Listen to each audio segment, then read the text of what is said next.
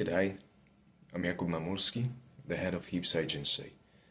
This talk is about the messy middle strategy, or rather shall I say messy middle model, in regards to its possible applications in marketing in our industry.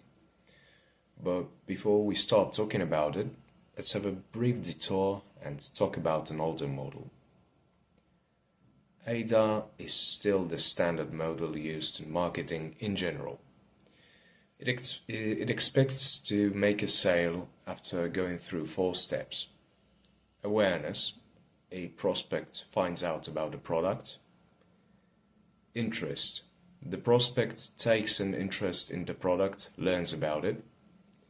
Desire, the prospect recognizes the product as something valuable in some way and wants to acquire it. Action, the prospect takes an action in order to purchase the product. The model's pretty good, and it's been used with great success for designing marketing campaigns, both in the B2C and B2B fields. An example brand that does it is Nike, especially in regards to their performance footwear. They partner up with well-known or overachieving sports people to tap into their fan bases to create awareness with a potentially interested audience. They can, for example, create their signature shoes like Air Jordans or Ronaldinho Tiempo. The athletes use these shoes and it generates interest. What shoes does Ronaldinho wear that allows him to do all the crazy stuff with the ball? Desire is a bit more complicated. The shoes can look great and be perfect for daily use, or offer phenomenal possibilities on the pitch, like the Ronaldinho Tiempo. You wouldn't necessarily want to wear them every day, as they have a highly textured sole which would make walking with them on quite difficult. However, these shoes would theoretically allow you to do what he did. Which kid interested in football in 2004 wouldn't want that? Then, through various promotions and adverts, the prospect, or the parents in this case, will get the shoes. As you can see, it assumes that all of the steps need to be taken in the said order to achieve a sale. This often isn't the case, especially in our industry. User acquisition is a great example of that. You know, intermittent or social media ads that are meant to get people to download the advertised game. There are usually no outreach campaigns conducted separately to increase the awareness of the products. The rigidity of the AIDA model ignores real-life purchase behavior. Because of this, a couple of new marketing models have been developed, such as the Hankins hexagon, which is better than the AIDA model because its steps, which are passive exposure or assimilation, trigger, comparison, evaluation, purchase and post-purchase, can mostly be fulfilled in free order, but it still assumes that all of them will be completed. I disagree with that, as my experience has shown me this doesn't have to be the case. Therefore, it's time to talk about the messy middle concept. It states that a prospective client needs to be aware of the existence of the product. Then, there can be any communication issued. However, one of the things often done before trying to reach conversion is to create pieces of communication that will increase the perceived value of the product. Once enough value is built, plenty of small pieces of communication are created. They pertain to various emotions and desires a prospective client may have. These pieces can be called hooks or triggers. When the prospect is hooked, they explore and evaluate the information about the product. They can even experience it in a way, and from the experience comes a purchase. A friend of mine uses this model at his own agency. He deals with social media for different industries, including automotive, So let's showcase an example of a messy middle campaign his company has conducted. Due to confidentiality, I'll use fake brands.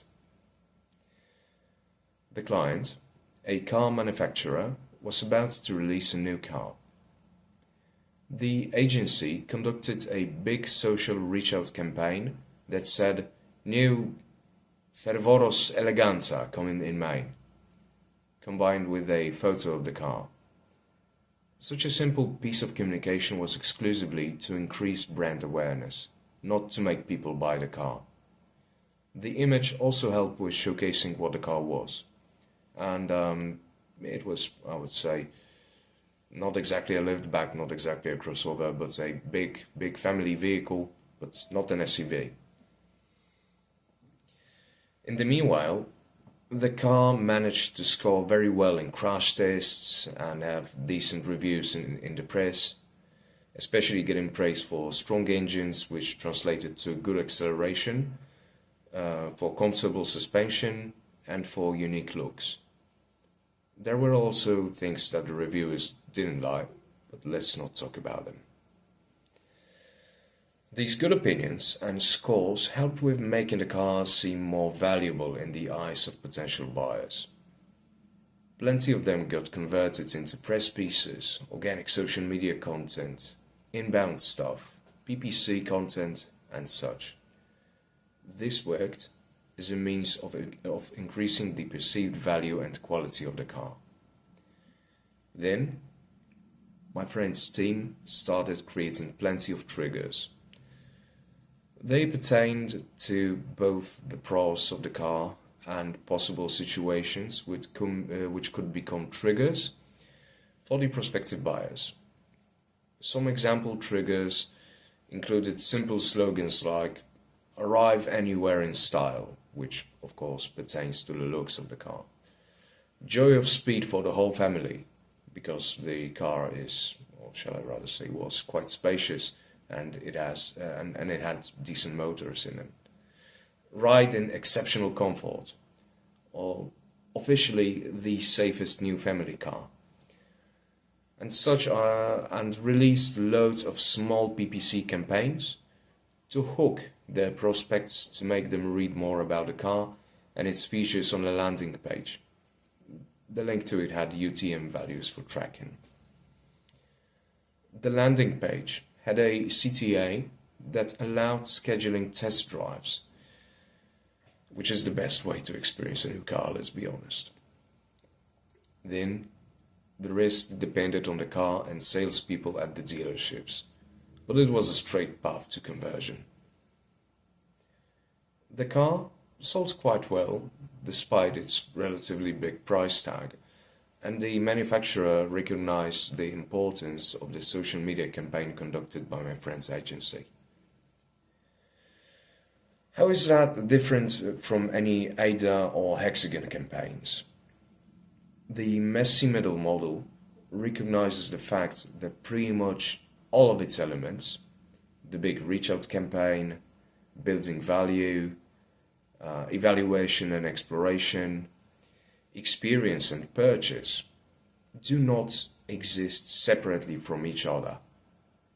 They can all be treated as part of building brand awareness. The potential customer can pop in at pretty much any point of conducting a campaign, aside from experiencing the product. They don't have to partake in all of the steps. They can repeat some, especially exploration and evaluation. This reflects a more chaotic tendency of human nature and may lead to conversion at any point in conducting your campaign. I'm inclined to believe that plenty of activities we do as video game marketers already fall into this principle, whether we are aware of it or not. For example, all of the communications you conduct may be considered a part of the messy middle model. A press release about you making a game can be a part of your brand awareness efforts. Showing cool features on social media and having a sleek trailer would provide value that would be helpful for the potential player who would consider getting your game, and having a demo to let them experience the game is of course a no-brainer when it comes to actually letting them experience it.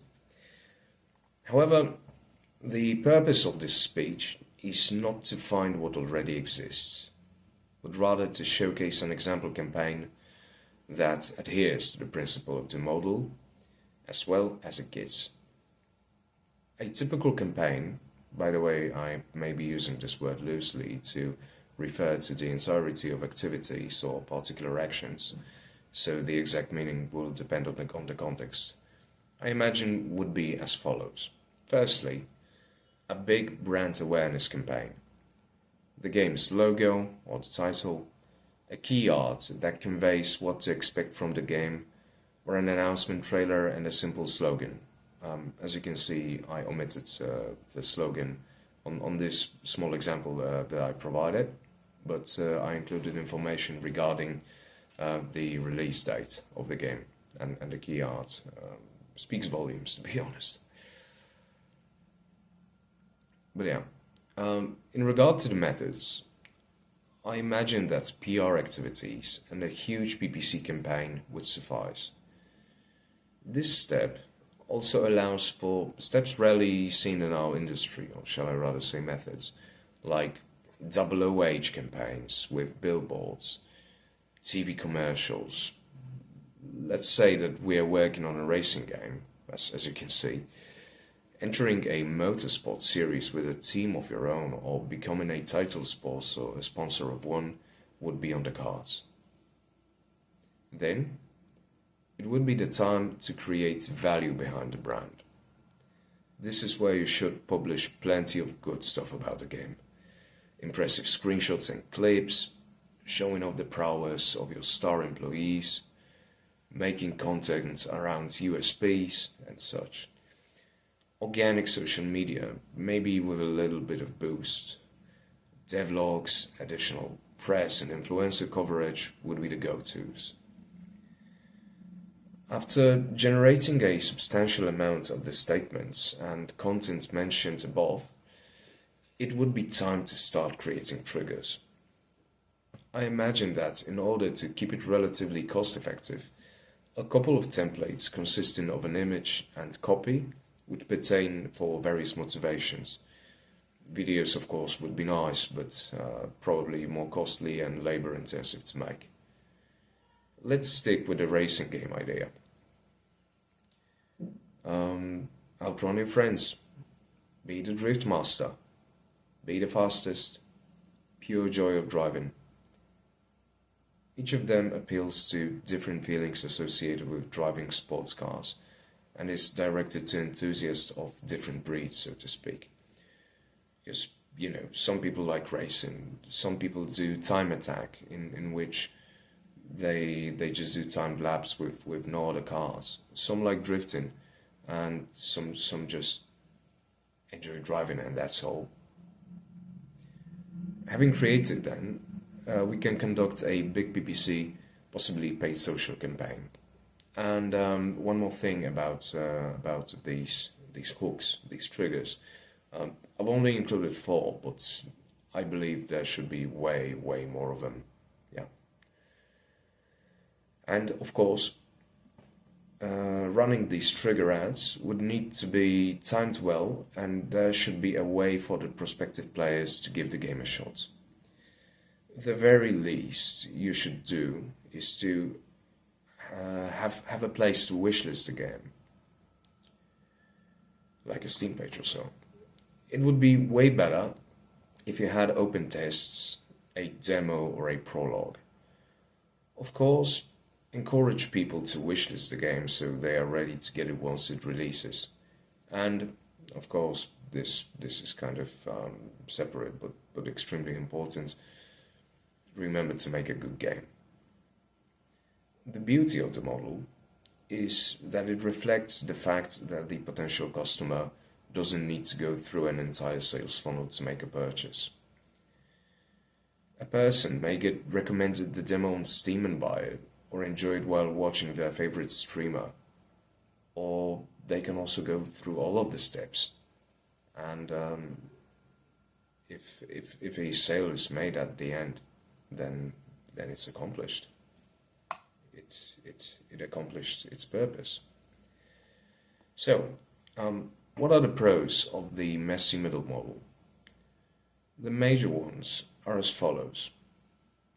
It offers a holistic approach to marketing. It doesn't enforce rigid sales funnels to conduct your activities. As it's being formed outside of our industry, it is full of activities that are not common in our industry, but work for others, so you may experiment more than you're used to. Some of the cons, because there of course are some cons, include a big focus on paid and PPC activities, which can be costly, especially for smaller studios. Studios more focused on UA may not be interested in conducting campaigns focused exclusively on brand awareness. And less standard activities such as OOH may need external expertise and may be hard to track, focus on strict geographical areas, and won't be as precise as most of the tools we use as a standard in the industry. Still, I believe that the messy model may be an interesting prospect to use in your marketing. It could be used for enhancing your current communications, better understanding the consumer journey and the reason why, for example, post stuff in social media, even though it doesn't really translate to sales that much, or at least compared to what it used to do. And you can even create your very own campaigns based on the model. I'm about to hop onto the Nordics Discord for a Q&A. I will answer all questions regarding marketing in the industry. If you have some, would like to chat or talk about cooperation, head there. You can also find me on LinkedIn or drop a message to jakub@heapsagency.com. And unfortunately, I'm not at the event itself. I'm forced to stay in Poland because of some circumstances that I'm not going to delve into.